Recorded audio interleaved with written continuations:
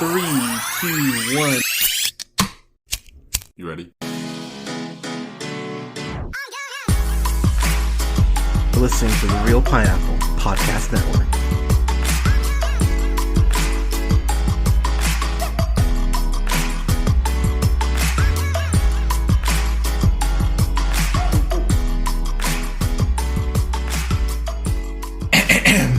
Good evening, ladies, gentlemen, theys, and gays. This is the Real Pineapple. This is your humble host, Hunter, here. So, I have, finally, my worst of 2022. In order to get to heaven, you have to go through hell, and while my best of is currently up on the channel, there are quite a few films this year that were incredibly shitty. And I'll be honest, this is probably the least amount of deep diving I've done on the worst stuff since the podcast has been a thing. So in 8 years, almost 9 years. Oh my gosh, it's been that long.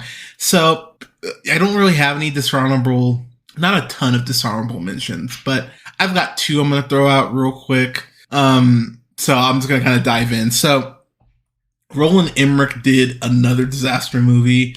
It's called Moonfall. I was bored to tears. I could not believe how goddamn stupid that movie was. And I like stupid. And my God, Halle Berry and Michael Pena and Patrick Wilson, like everyone in that movie just felt like they were asleep. And I could not comprehend how everyone was so goddamn dumb in that movie. So I hated it, but it didn't make the list. So that would be a dishonorable mention. And then the last one I'll throw out is something that I don't think people are giving nearly enough shit to. And that's Robert Zemeckis' Pinocchio. I'm a huge Zemeckis fan, whether it comes to, Who Framed Roger Rabbit, Flight, Contact. Ali does a great movie, but ever since he did Welcome to Marwen, it just feels like he's been doing a bunch of dumb shit. Whether it's Welcome to Marwen or it's what's that other movie? The Witches. Oh my God, The Witches sucks balls. It's so bad, and I don't get what's happening with Zemeckis. You did 3 Back to the Future movies. You did Castaway. What the fuck are you doing? Why is this so bad?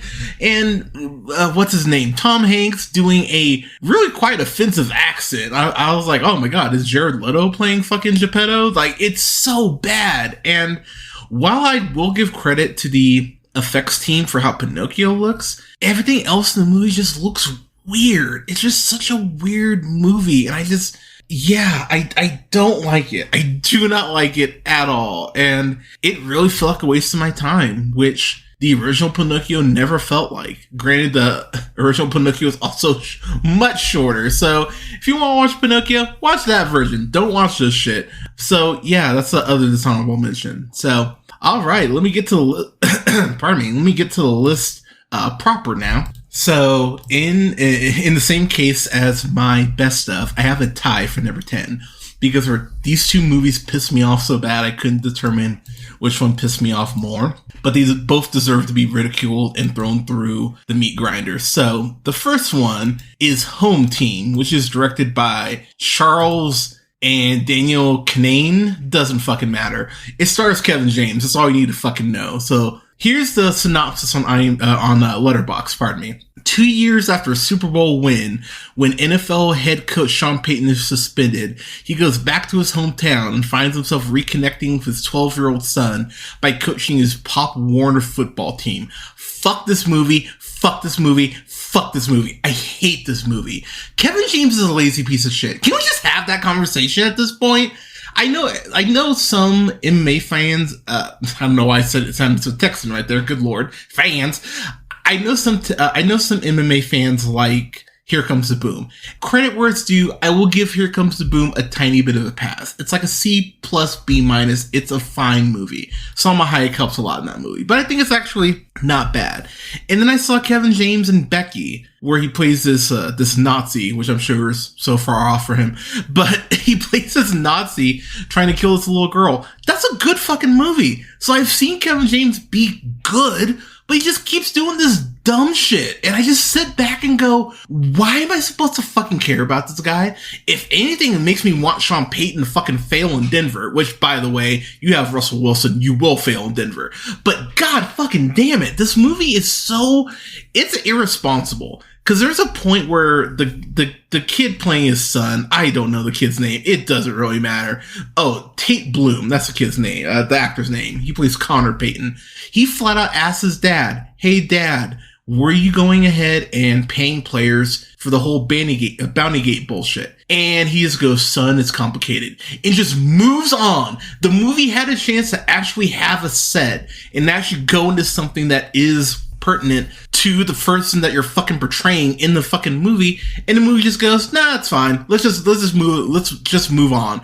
And I was flabbergasted how the lack of who fucking cares that they give that the reason that he got fucking suspended in the first place. The only reason he's visiting his son is because he got suspended from the NFL, not because he wanted to spend time with him.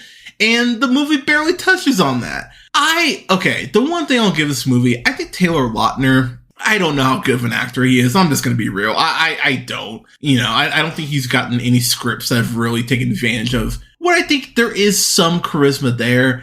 But my God, I won't say that's too strong. I at least thought he was trying in this. But Kevin James, it kind of felt like when, like Bruce Willis would play a cop. He's like, I've done this a bunch of times. I don't need script. I don't need a script. I got this shit. Kevin James has been playing the same fucking white buffoon for decades. Like, why is anyone surprised that he's just like, whatever, and just shrugs when he gets the script? There's nothing about this that makes it feel like it's even Sean Payton outside of them telling you as often as they possibly can that it's Sean Payton. And there's this whole scene of Rob Schneider, because of course he's in this fucking movie. By the way, Rob Schneider, go fuck yourself. I fucking hate Rob Schneider. He plays Jamie, who's the stepdad of Connor. And there's of course a gross out scene, because of course there fucking is. It's an Adam Sandler produced film where Rob Schneider's Jamie makes these like health bars and gives them to the team, and they all start throwing up, and it's like, waka waka, isn't that funny? I hate Kevin James. I hate Kevin James so much. So yeah, Home Team, tied for my number 10. The other number 10 film that I have tied with is Rob Zombie, a guy who I am just really starting to believe just should not direct film anymore. He directed The Munsters, which stars him, or it's directed by him. It stars his wife, Sherry Moon Zombie. Look, I get she's hot. Look, I get it. She's fucking hot. Fine, cool. Just because you're hot doesn't mean you can act. Ask Jessica Alba. And this movie in particular, it's really, you have to be a special type of actor or actress or however you identify to go ahead and do comedy. Not everyone can do comedy. There's a reason why Gal Gadot's only hosted SNL once. But for some reason, Rob Zombie thought, well, it's my wife, I gotta let her act.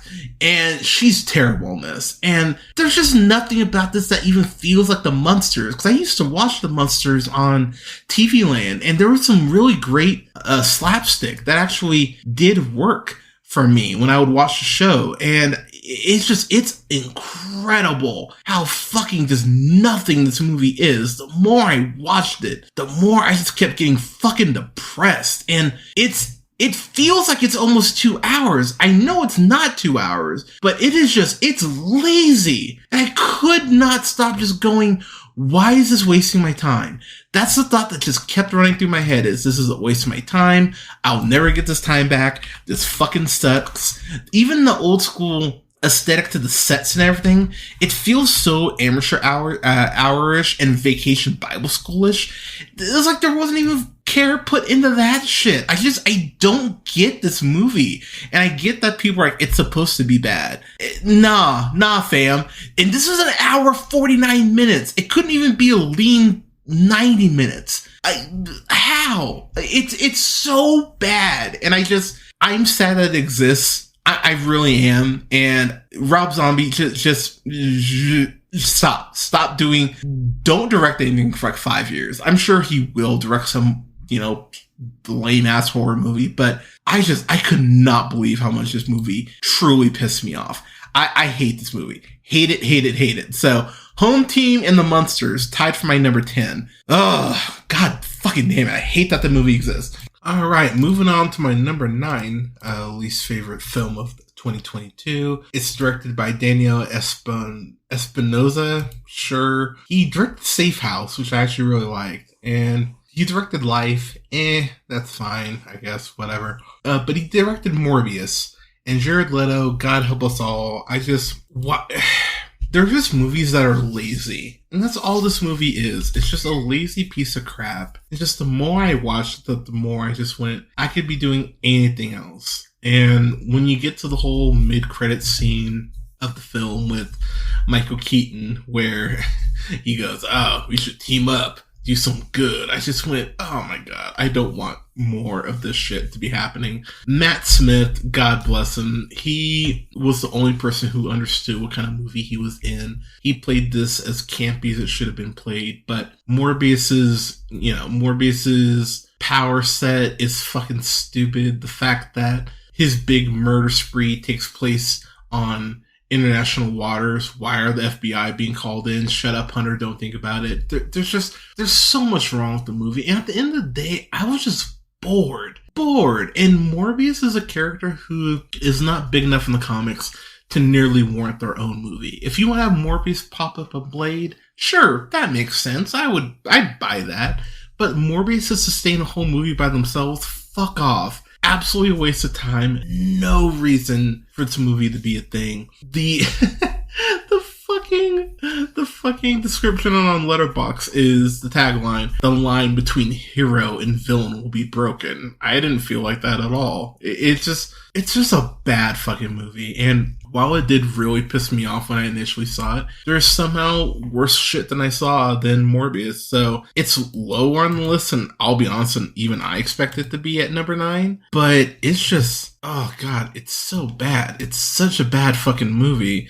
So yeah, number 9 is Morbius. So, alright. Moving on to number 8. I'll be real, y'all. I just don't understand why people are defending this movie. It's very similar to another film on my list. Spoiler, bit of a tease there. This is my number 8. It's the Andrew Dominik directed film in Blonde, which stars Ana de Armas. And here's the thing about the movie. It's just gross. At the end of the day, it's just gross. All this movie is here shows that Marilyn Monroe got raped a lot. That's all the movie is. It's not worried about developing her as a character, as a person, showing us what her desires even are. The fact that she calls every male character in the film daddy in a very sexualized manner. I just went, God damn, you guys are just... There's no subtlety to your shit at all. And it really just comes across as exploitive. It comes across as gross. And I won't get into it because I'll be honest, I just don't want to talk about this movie this much. But there are several of her relationships, including Joe DiMaggio, that are so exaggerated as far as the problems between them. If you just do a quick Google search, you'll understand how much this movie is truly embellishing. And there's even a point where Marilyn Monroe is pregnant and she's in a 3-way relationship, a throuple, I think that's what they call it. But she's in like a throuple with these 2 other guys, and she loses the baby. And the movie just moves on from her losing this kid like it didn't affect her at all. And I just kept going, why won't you tell me anything about her outside of the fact her mom's nuts? That's all the movie really feels interested in telling you. And there are a couple scenes where she kind of stands up for herself, but then she's crying right in the next scene. Marilyn Monroe is never allowed to be strong for the audience. So when she's going through all this terrible shit, I went, I should care more, but you haven't developed her enough. It's an incredibly frustrating film because I think from a cinematography perspective, I think it's absolutely gorgeous at points, but it embellishes in a way that I felt that Babylon did, to the point that it's gross, and it really just feels like the director just went, this is my vision, I don't fucking care, like any sort of even constructive feedback on it. I was angry watching this, and I had to watch the last 20 minutes or so twice because I was just sitting there going, how is this movie gonna fucking end? Oh my god, it's still going. It's such a long movie too. It's like 3 hours. Like, why the fuck? Yeah. Never want to see this again. I cannot believe that Ana de Armas got a Best Actress nomination. There's no reason. She did not deserve it at all. That should be Viola Davis's nomination. The fact she has it, absolute crap. So that's my number 8. Moving on to number 7, the original film in this trilogy was on my worst of last year. I think it was last year. This is 365 Days This Day. This is my number 7. It's the same crap as the first film, but somehow you make Ana Maria Saluka, who plays Laura. She sucks. She's so fucking terrible. And the fact that this movie, it feels like Lena Dunham wrote this bullshit. It's like, oh yeah, like, let's talk about this woman who has a clear Stockholm syndrome, but she's gonna go ahead and be this incredible feminist, but she's gonna not take any guff from her guff? I think it's guff. Any guff from her husband. It's like, oh my god, this is the dumbest fucking shit. And Laura, that's the character that Anna plays. She starts to flirt with this gardener that her husband hires. And I didn't read the synopsis on this. I just watched these cold at 4 a.m. when I couldn't fucking sleep. I'm sitting there. As soon as I saw the gardener and he starts interacting with her, I went, okay, so he clearly belongs to another mob family. And I know women's intuition is a thing. I get women's intuition is a thing. But holy shit, the way she does not understand how she is in this fucking mafia world and is shocked that someone would have the gall to go ahead and manipulate her. She's very naive for the position she's in. And considering how she knows what a piece of shit her husband can be and what sort of evil, vile, manipulative things her husband's capable of, and she acts all appalled, like, how fucking dare you manipulate me? It's like, kiss my ass, bitch. Like, it's such a terrible fucking film. And the faux feminism that's attached to this film is something that just makes me roll my eyes. It's very reminiscent of 50 Shades of Grey in that way, where, you know, Anastasia would stand up to Christian once and the movie would go, yeah, she's in charge. And it's like, no, you're not. You're not in charge at all. I cannot stand this movie. And there was another one. There were 2 that came out in 2022. I didn't even watch the third one. I was just like, I'm good. I'll only torture myself so much. So 365 Days This Day. That's my number 7. My number 6, and I know this will piss people off. I don't care because it's me. Number 6 is Elvis. I understand some people mostly white people, just fucking love Elvis. I don't get it. I think Suspicious Minds is a great song. Outside of that, never understood Elvis. Never understood the appeal. Outside of a white guy doing what black people were doing better, but not getting marketed nearly as well, because they weren't white. And to watch this movie, directed by Baz Luhrmann, who admittedly has a couple films that I really do enjoy. I love Australia. I think Australia is a great movie. I know a lot of people aren't a big fan of it because it is admittedly very self-indulgent, but I dig Australia. I dig Moulin Rouge. Romeo and Juliet is fine, and then Great Gatsby is fine too, but this is just a man I don't care about, performing songs I don't give a shit about, Tom Hanks doing another offensive accent. I hated so much about this movie that in its runtime, I just went, I could be doing anything else. I could be doing my taxes right now and know I'm getting money back. I was so bored by this movie, but then I was upset because they have like Little Richard and James Brown pop up to go ahead and give Elvis's pep talk about how, oh, come on, you're white. You can do anything. And it comes across so shoe shiny and tap dancing. Like, it comes across so the way that everyone caves to the character of Elvis, especially the people of color, is really fucking gross. And it just feels like those characters are there in the movie to give Elvis their seal of approval to go ahead and perform black music. And it comes across really fucking just irritating and just, again, just really fucking gross the way that Lerman goes ahead and presents it. You don't learn anything about Elvis really either. They kind of get in the Memphis Mafia for like one scene, but there's a lot that happened with the Memphis Mafia that they don't even touch on.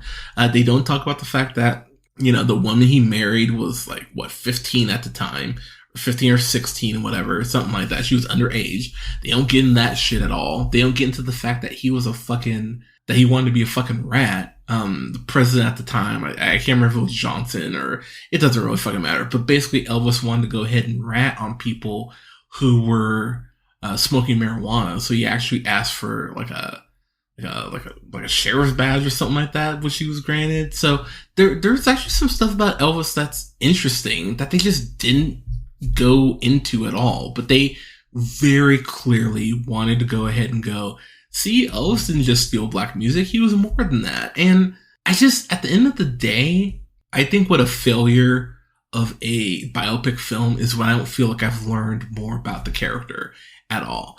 And something like Bohemian Rhapsody, where I was just so goddamn bored and just went, okay, Rami Malek, I think, is given a decent performance in parts, maybe even a good performance, but that still doesn't excuse the fact this film is over 2 hours, and I just could not give a shit. And there is the Elvis Live special that I think is well filmed. And Austin Butler, I look forward to seeing what else he's in, because despite the fact I don't like this movie, he does have a natural charisma to him that I think will carry him a great way as long as he continues to hone his craft. But I just, again, Oscar-worthy performance? No, absolutely not. I rolled my eyes when I saw that he got an Oscar nomination, because I don't think he deserves it, but yeah, whatever. So, and if you want to hear more of my thoughts, go on the Afternoon Tunes YouTube channel and check those out, because the comments in that video are amazing. I don't care. I've never cared about Elvis. I've never understood it, and yeah, so whatever, fine, you can have him. But Elvis is my number 6. Moving on to number 5, I'm going to make this quick just because I hate the movie and I hate talking about it. It is the Ruben Fleischer directed film. You, of course, know him from directing 30 Seconds or Less, Gangster Squad, Zombieland, Double Tap, good grief, and Venom. It's Uncharted. Uncharted fucking sucks. Tom Holland, God bless him, he's my favorite Spider-Man, live action Spider-Man of all time. He's a fucking shit Nathan Drake. I was trying to give him a chance and go, hey, maybe it won't be as bad as some people are thinking this will be. He just does not have the charm or the swagger to be Nathan Drake. And Mark Wahlberg is just, he is sleepwalking through this fucking movie. I don't understand why you get Mark Wahlberg to play Sully. Like, why? You want someone kind of charming, right? Mark Wahlberg doesn't come across charming here in any point whatsoever. He just comes across like Mark Wahlberg slaying fucking Wahlburgers and being racist and dropping the F word, most likely. Mark Wahlberg is just, this is not the role for him at all. Antonio Banderas is in this, fine. He's kind of cool as a villain, but the way he's written off is fucking stupid. I can't remember if it's Sophia Ali or Tati Gabriel. I think it's Sophia Ali who plays Chloe, who's kind of like the third in the tandem between Nathan Drake and then Sully. I think she has a charisma about her that I like, but they give her so little to do. It's just she's never allowed to develop as a character. And the video game sequences, as far as the action scenes that are done here, they're supposed to be thrilling, but they come across so basic bitch and just uninspired, and no one feel like they could actually translate the craziness that happens in the games to film. It just comes across so fucking hollow. They're doing a sequel. They've already confirmed it because it did well at the box office, which is a fucking shame. So hopefully there's some care actually put into getting the shit right, so we're getting more of it. But this was bad. I could not believe how not just indifferent, but just irritated I was by the fact that this is God damn it. Why? Uncharted, number 5, moving on. They say Wakanda Forever in this next movie, and it's done by, what's his name? Mr. Brown, who's played by David Mann, who is another, oh, no, that's, no, David Mann, that's, Agnes Brown. That's what I was thinking. It's Tyler Perry in a wig again. It's Tyler Perry's Medea Homecoming. What did I tell y'all? That Tyler Perry would be back within 2 years? It's in the fucking review. I called it. I pulled it from the Medea family funeral review. Tyler Perry can't not be Medea. He loves being Medea. I'm sure not the wig and all that shit, but the money Medea brings in, I'm sure he loves that shit. I've talked about Tyler Perry. I don't need to talk about Tyler Perry anymore. He fucking sucks. He rapes our culture. Fuck Tyler Perry. Eat a bag of dicks. I fucking hate Tyler Perry. And this movie, there's 2 of them. There's fucking Medea and there's fucking Agnes Brown. And have the Agnes Brown show up and go, Wakanda Forever. And just the fact that the next rumored Medea movie is an Agnes Brown, Medea go on like a European vacation. That sounds like my fucking nightmare. The last thing I want is more Agnes Brown. Tyler Perry just continues to be unfunny. Why is anyone surprised? This motherfucker sucks. He doesn't have anyone write with him. It's always him doing the writing. It's fucking terrible. It tries to do some Blue Lives Matter like commentary, and that shit rings so fucking gross and hollow from Tyler Perry. Oh god, it's just more black foolishness. It's more of the same. At this point, you know what Tyler Perry is going to give you. He's not going to try to extend or be a better writer or director. He is perfect with staying in his lane because his dumb fan base continues to just go, we will take table scraps. God, I fucking hate this movie. I hate Tyler Perry. Medea's Family Homecoming. That's my number 4. Alright, moving on to number 3. I am so happy that they are, quote, done, unquote, with making these movies for the moment, but I know they're going to end up doing more of them because they make fucking money despite what I think about how shitty they are. He wrote and directed Safety Not Guaranteed. He also wrote and directed The Book of Henry. Safety Not Guaranteed is great. Book of Henry fucking sucks ass. And Jurassic World. It is Colin Trevorrow. My number 3 is Jurassic Park Dominion. I cannot believe they keep making these movies. I understand they may make money, but outside of that, the quality of them has just continued to suffer. Jurassic World, I initially gave a B-, I want to say, in our review, and that was way too kind. It should have been a C+ or even a C, and these movies just have continued to get worse and worse and worse. And bringing in the legacy characters, bringing in Sam Neill and Laura Dern and Jeff Goldblum, it's incredible how disengaged they are. I'm sure the check was great for all 3 of them, but they don't want to be here. And when you see their performances, it's completely justified how much they just don't want to be there because the plot's giving them nothing to fucking do. There's this point where Sam Neill has to act like Owen has read, that he's familiar with who Owen is because he's this not Triceratops, but Velociraptor trainer. And it's such an eye roll because Sam Neill doesn't sell it at all. Like, he clearly doesn't believe Dr. Grant would associate with Owen. And I would hope he wouldn't associate with Owen. But whether it's the dinosaurs, they're only being, what the graphics say on the screen. I think it said in a year, there are only like 10 dinosaur attacks worldwide, which is the dumbest fucking thing in the world because you know dinosaurs would be killing people. There are more shark attacks than there are typically fucking dinosaur attacks according to the fucking movie yearly. It makes no fucking sense. And then you have the guy who played Richard Parker in the Amazing Spider-Man movies. He's the new, I'm this eccentric billionaire, but I just want to go ahead and help people. But, did I mention I'm totally using this dino DNA to go ahead and do something fucking terrible? It's the same shit, different day.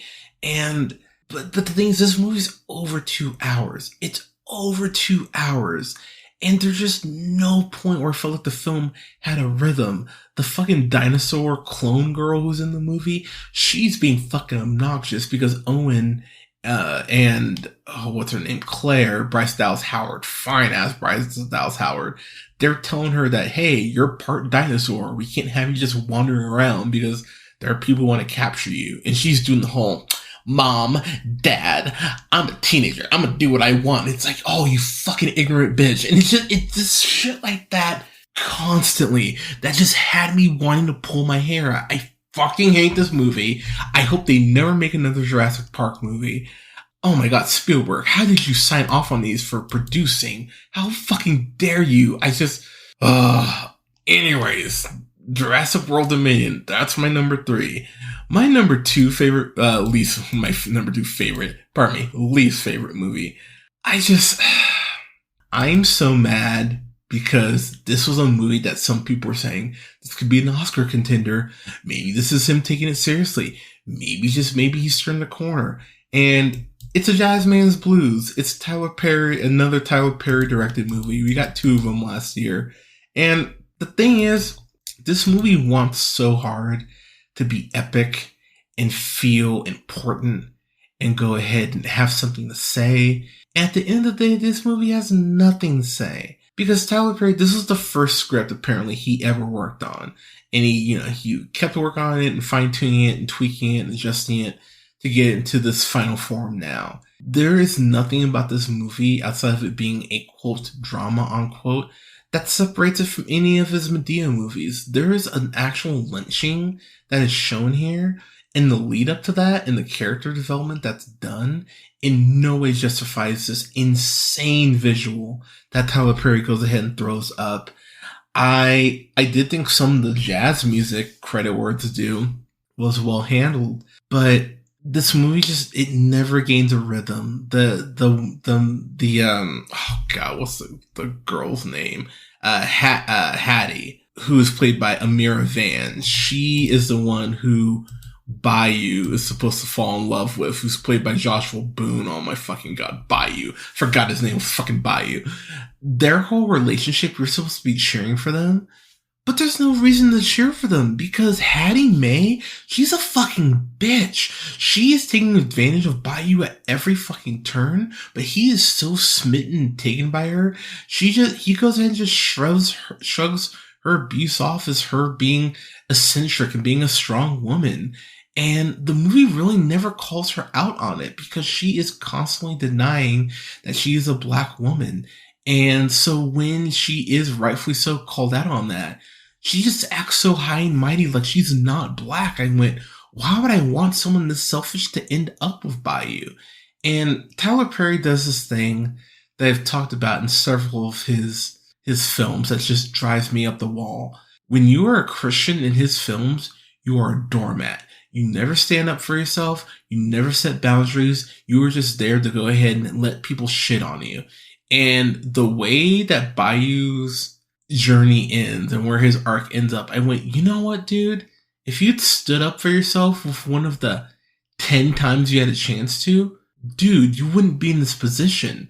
But the movie acts like it's so tragic, but it's really quite tragic that he just never had the confidence to stand up for himself and be his own person. That's what's fucking tragic. But the movie never really feels like it brings that point up at all. And I just kept thinking, where the fuck do you get off, movie, by treating him like this? It drove me up the wall. Oh my god. I hate it. Hate it. A Jazz Man's Blues. Fucking A. Tyler Perry, you asshole. Okay. So let me recap my 10 through 2 here. So tied at number 10, I had The Munsters and Home Team. Number 9, I had Morbius. Number 8, I had Blonde. Number 7, I had 365 Days This Day. Number 6, I had Elvis. Number 5, I had Uncharted. Number 4, I had a Medea Homecoming. Number 3, I had Jurassic World Dominion. And number 2, I had a Jazz Man's Blues. And my number 1 least favorite film of 2022 is Purple Hearts. Purple Hearts is a Netflix film that is directed by Elizabeth Allen Rosenbaum. It is based on a film. She also actually went ahead and directed two films I actually like, and Ramona and Beezus and Aquamarine. Aquamarine's actually a fun. Those are both two fun films. But Sophia Carlson plays this girl named Cassie Salazar. You recognize her. Oh, she's in Songbird. I knew I recognized. Oh gosh, she does suck. But she did The Descendants, Descendants 2, Descendants 3. She ends up falling in love with this guy, Luke Marrow, who's played by Nicholas Galtazine. He was in a bunch of stuff I've never heard of. The New Craft Legacy. Oh, perfect. So this is just right-wing propaganda. That's all this movie is. It's basically telling liberals, hey, liberals, if you ever start dating someone that's right-wing, there is no middle ground. Just go ahead and suppress anything that you feel about your causes or anything socially, and just go ahead and lean more right. That's how things are supposed to go. It's hilarious how this movie comes apart, because Sophia Carlson's Cassie, she is broke and she can't afford her insulin. She's diabetic. And Nicholas Gallus, doesn't matter, the guy who plays Luke, he is a former drug dealer druggie trying to go ahead and turn his life around. So he decides to go ahead and join the service.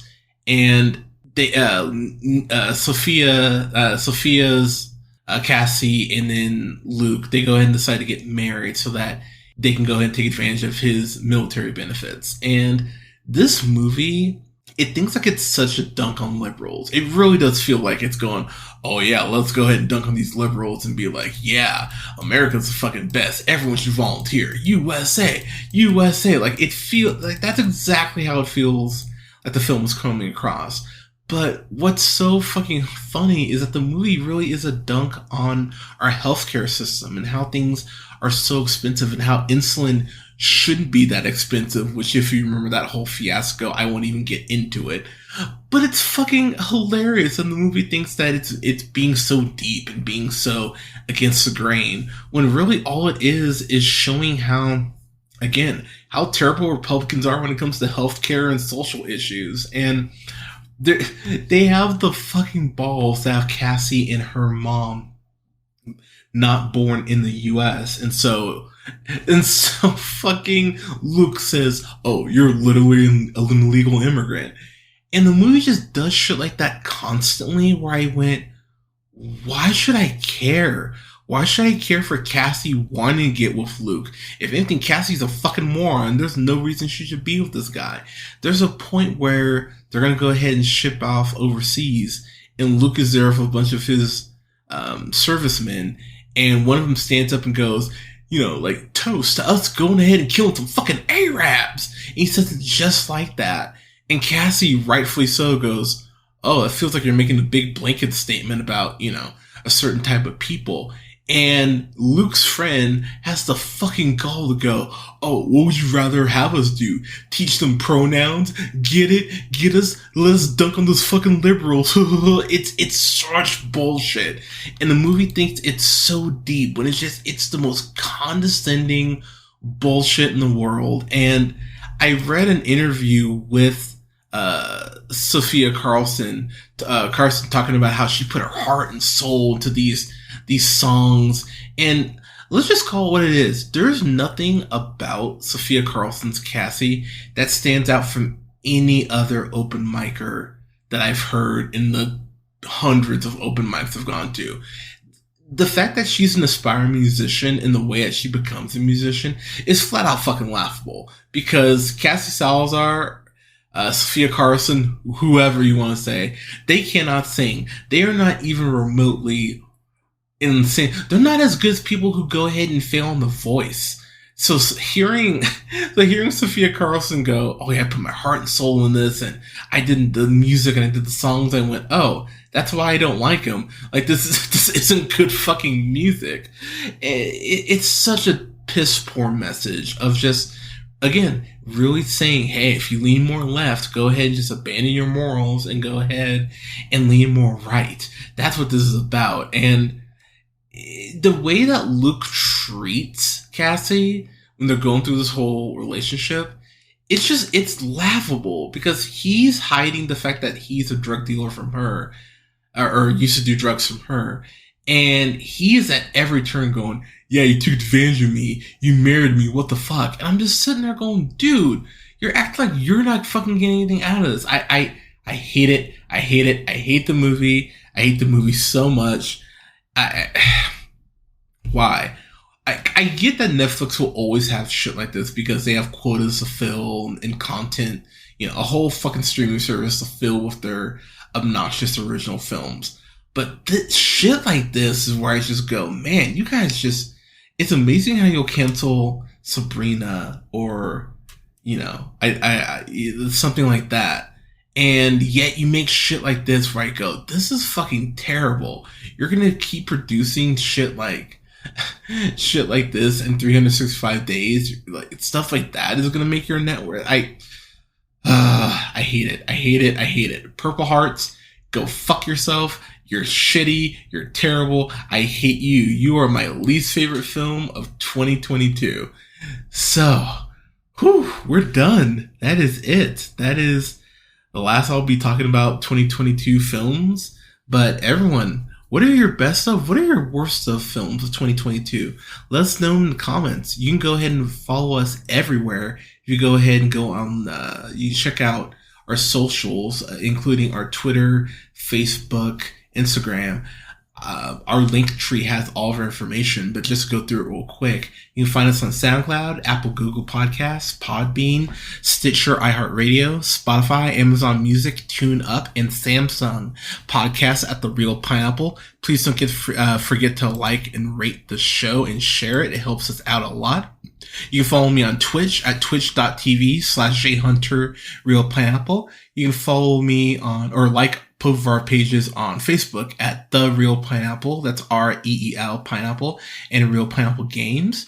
Don't forget to follow me on the Twitter at jhunterrealpineapple. You can follow me on Letterboxd at Black Shazam. You can follow me on TikTok at Black Shazam. And you can go ahead and follow me on Instagram at jhunterrealpineapple. Thank you so much for listening, everyone. We'll have stuff coming up for Black Cinema Showcase. My review for Black Panther Wakanda Forever is now live. That is the first review of the Black Cinema Showcase. We're going to have a review up next week as well for Honk for Jesus, Save Your Soul, the original Shaft. Later on in the month, we'll have a review up for Watchmen, the HBO series as well. I'm excited to talk about that, as well as Waves. I'm really excited to talk about that A24 flick. But everyone, and we'll have a review up for Loki season 1 here next week, leading into Ant-Man and the Wasp: Quantumania. I definitely want to get a review for that done. But everyone, thank you so much for listening. Thank you so much for your support. Stay safe out there. Give someone a hug. We all need to love each other a little more. But thanks again for your support, everyone, and we'll talk to you soon.